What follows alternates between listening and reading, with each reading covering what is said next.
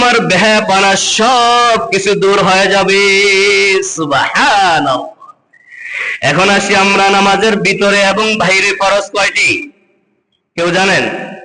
নামাজের বাহিরে এবং ভিতরে ফরজ কয়টি? 13টি। কয়টি? জোরে বলেন না কয়টি? এটা কিন্তু আমাদের মুক্তবের ফলাফল পড়ে। কারা পড়ে? মুক্তবের ফলাফল নামাজের বাহিরে এবং ভিতরে 13টি ফরজ শিখতে পারলো। আজ আমরা 40 বছর, 50 বছর, 60 বছর অতিক্রম হয়ে গেছে, নামাজ পড়তে পড়তে কপালে দাগ ফালাইয়া ফেলছি, একটা ফরজের কথাও জানি না। নাই এমন কপাল পড়া নাই? বলেন নামাজ যদি ফরজ ছেড়ে দেয় নামাজ হবে নি? জোরে বলেন, ফরজ ছেড়ে দিলে নামাজ হবে নি? তাহলে ফরজ জানা দরকার আসেনি? তাহলে বলেন নামাজের বাহিরে এবং ভিতরে কয় ফরজ? 13 ফরজ। কয় ফরজ? এটা মুক্তবের পড়া নয়, এইটা স্বয়ং আমার আল্লাহ কালামুল্লাহর মধ্যে লিখে দিয়েছে। সুবহানাল্লাহ। এখন চিন্তা করেন, এখন বুঝেন, আমার আপনার সন্তানকে কেন মাদ্রাসায় দিব, আমার আপনার সন্তানকে কেন ইলমে দ্বীন শিক্ষা করাবো, আমার আপনার সন্তানকে কেন কোরআনের ইলম শিক্ষা দিবে? বুঝে আসছে? 60 বছর 70 বছর কবরে চলে যাবে কিন্তু নামাজের ফরজ সম্পর্কে জানে না। বলে হুজুর এটা তো মুক্তবের পড়া। হ্যাঁ, দেখেন আল্লাহ তাআলা কি বলেন, নামাজের বাহিরে 7 ফরজ। কয় ফরজ? জোরে বলেন না কয় ফরজ? নামাজের বাহিরে 7 ফরজ। 1 নম্বর কি?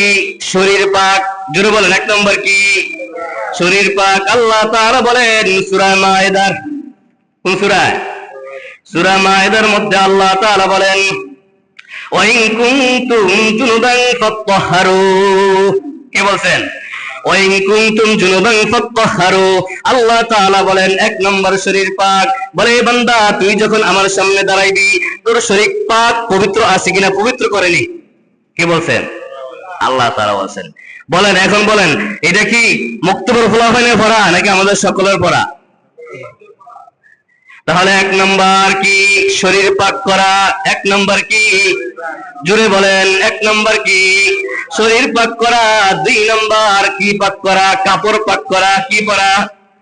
কাপড় পাক করা। সূরা মুদ্দাসসিরের 4 নম্বর আয়াত আল্লাহ তাআলা বলেন ওয়াসিয়াবাকা ফাতাহহির। ওয়াসিয়াবাকা ফাতাহহির। কে বলছেন? আল্লাহ তাআলা বলছেন এই বান্দা আমার সামনে দাঁড়াইবি তোর কাপড় পবিত্র কইরা নে। সুবহানাল্লাহ। হ্যাঁ, 2 নম্বর কি? কাপড় পাক করা, পবিত্র করা। 3 নম্বর নামাজের জায়গা পাক করা। ঠিক নেই? আল্লাহ তাআলা বলেন দেখেন সূরা বাকারা 125 নম্বর আয়াত আল্লাহ তাআলা বলেন ওয়াহিদনা ইলা ইব্রাহিম ওয়া ইসমাঈল আন তাহিরা বাইতিয়া লিত-তাইফিনা ওয়াল আকিফিনা ওয়ার রুকআইস সুজুদ। আল্লাহ তাআলা বলেন ইব্রাহিম ও ইসমাঈল, বাপ বেটাকে ডাক দিয়া বলে। কে বলে? আল্লাহ তাআলা বাপ বেটাকে ডাক দিয়া বলে সূরা বাকারার 125 নম্বর আয়াতে বলে ইব্রাহিম ইসমাঈল আমার বান্দারা এই বাইতুল্লাহ আসবে, তাওয়াফ করবে, রুকু করবে, সিজদা করবে, এই জন্য নামাজের জায়গাটা তোমরা পবিত্র করিয়া নেও।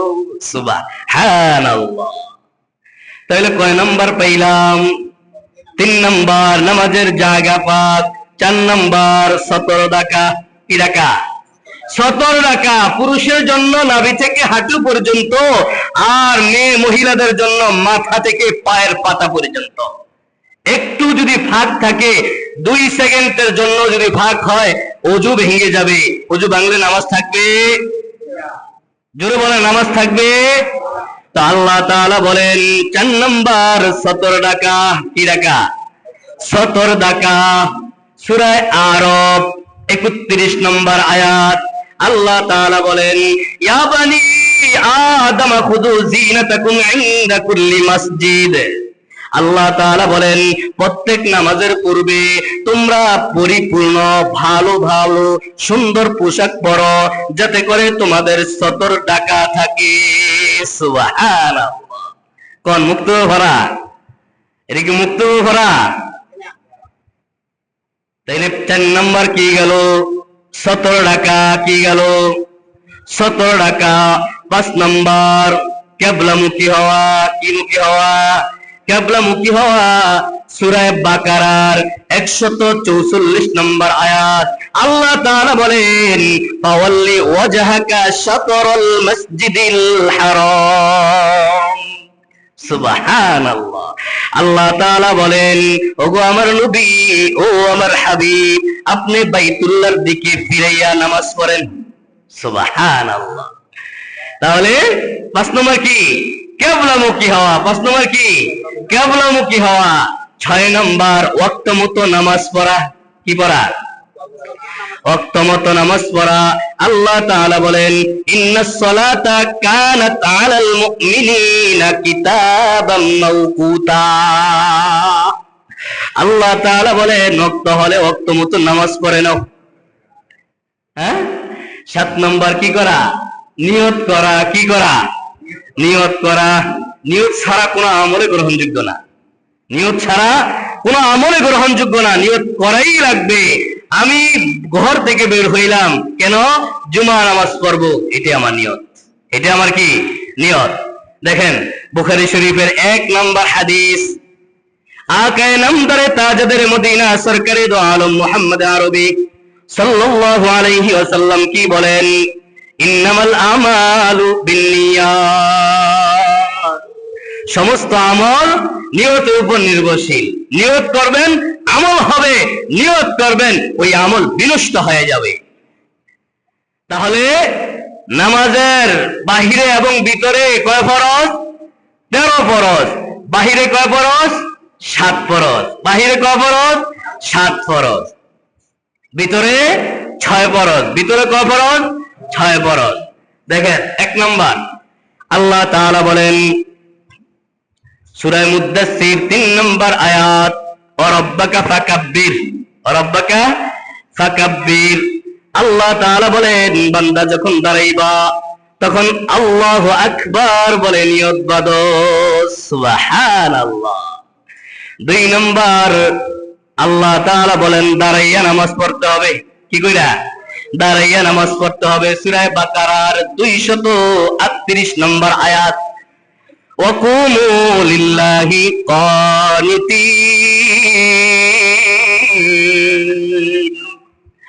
আল্লাহ তাআলা বলেন, বান্দা যখন আমার সামনে দাঁড়াইবা শুধু হইয়া দাঁড়াইয়া যাইও। হ্যাঁ? তাহলে 3 নম্বর কি? কেরাত পড়া। কি পড়া? কেরাত পড়া। সূরা মুজাম্মিল 20 নম্বর আয়াত আল্লাহ তাআলা বলেন, ফাকরাউ মা তায়াসসারা মিনাল কুরআন। আল্লাহ তাআলা বলেন, বান্দা কোরআনের মধ্যে তোমার যেইখান দিয়া পছন্দ হয়, যেই জায়গা তোমার পছন্দ হয়, যেইটা তোমার ভালো লাগে, ওইটা তুমি ওই জায়গা থেকে তুমি কি করো? তেলাওয়াত করো। ফেন্ডি বন্ধ করে দেন না। তাহলে কয় নাম্বার গেল? 3 নাম্বার।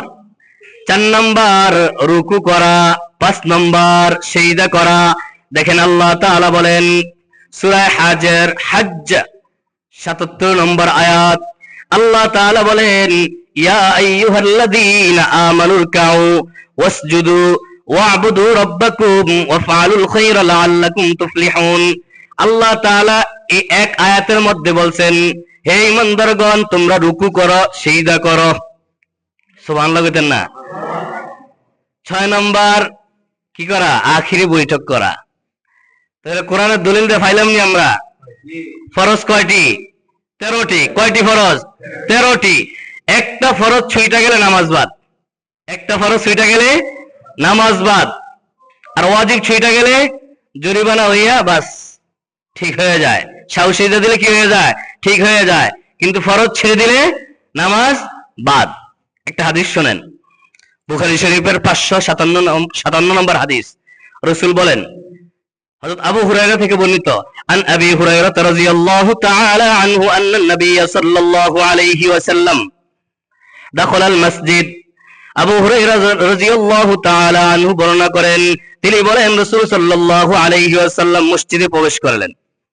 ফাদাখালা রাজুলুন, রাসূলের সঙ্গে সঙ্গে পিছন দিয়ে একজন লোক প্রবেশ করলো। ফাসাল্লা, তিনি নামাজ পড়লেন। ফাসাল্লামা আলান নবী সাল্লাল্লাহু আলাইহি ওয়াসাল্লাম, তিনি রাসূলকে সালাম দিলেন, আসসালামু আলাইকুম ওয়া রাহমাতুল্লাহ। রাসূল বললেন ফারাদ্দা, রাসূল সালামের জবাব দিলেন। তারপর রাসূল কি বলেন দেখেন, সুম্মা ইরজি' ফাসাল্লি ফাইন্নাকা লাম তুসাল্লি, তুমি আবার নামাজ পড়ো, তোমার নামাজ হয় নাই। ফারাজা, ওই লোক ফিরে গেলেন। ইউসাল্লি কামা সাল্লা, ওই লোক আবার আগের মতনই নামাজ পড়লো। সুম্মা জা, আবার রাসূলের কাছে আসলেন।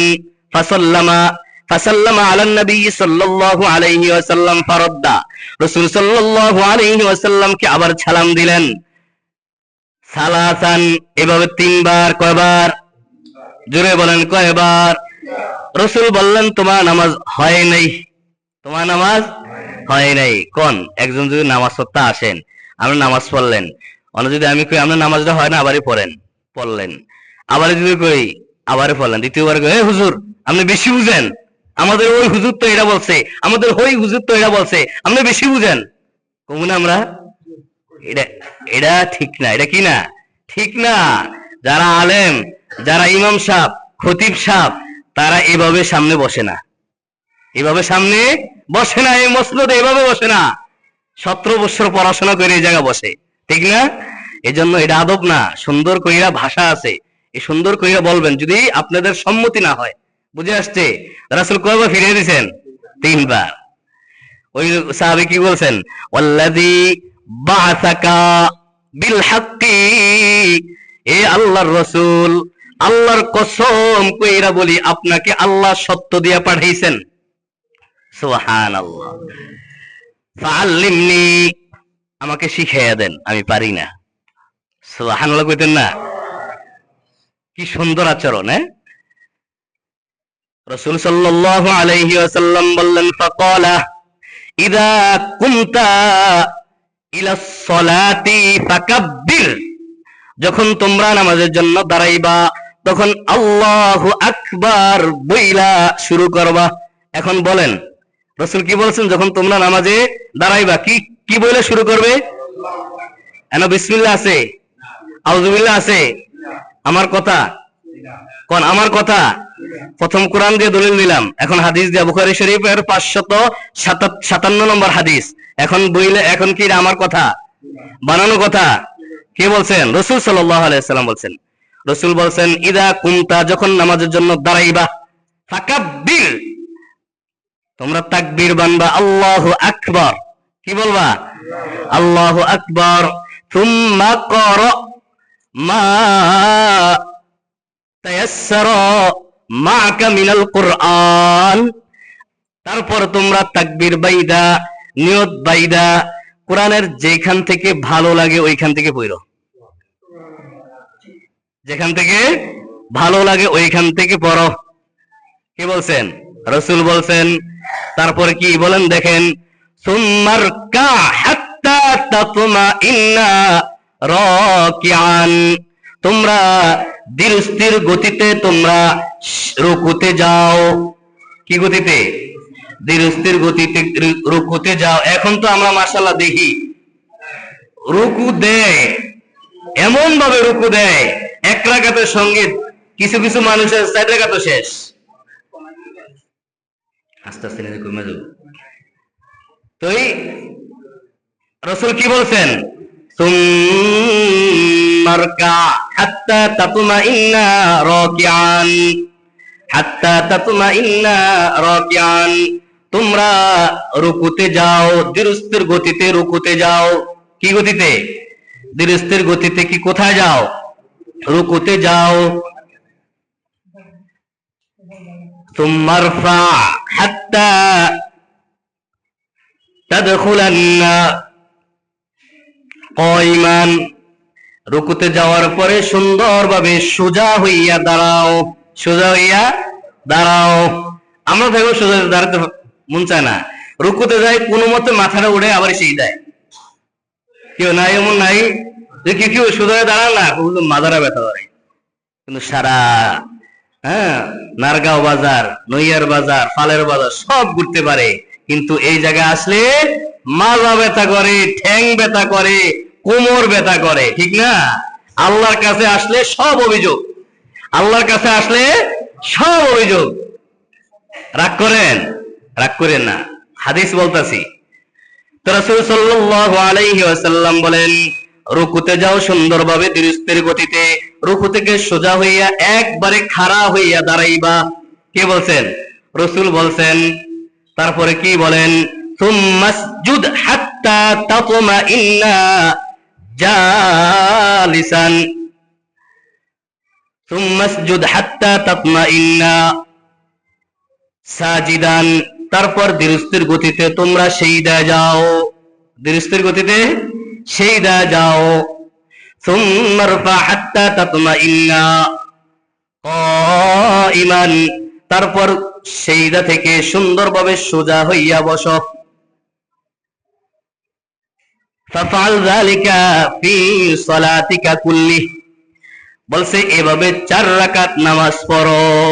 সুবহানাল্লাহ। দেখছেন নি রাসূল কি সুন্দরভাবে আমাদেরকে নামাজ শিক্ষা দিয়েছেন।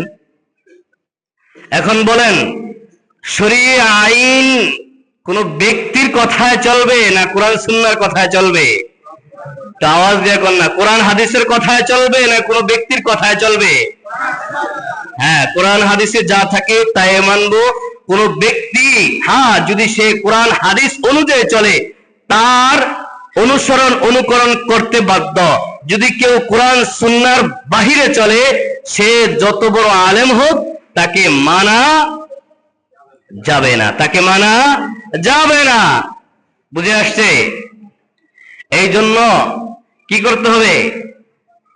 পরিপূর্ণভাবে নামাজ পড়তে হবে, ফরজগুলো আদায় করতে হবে।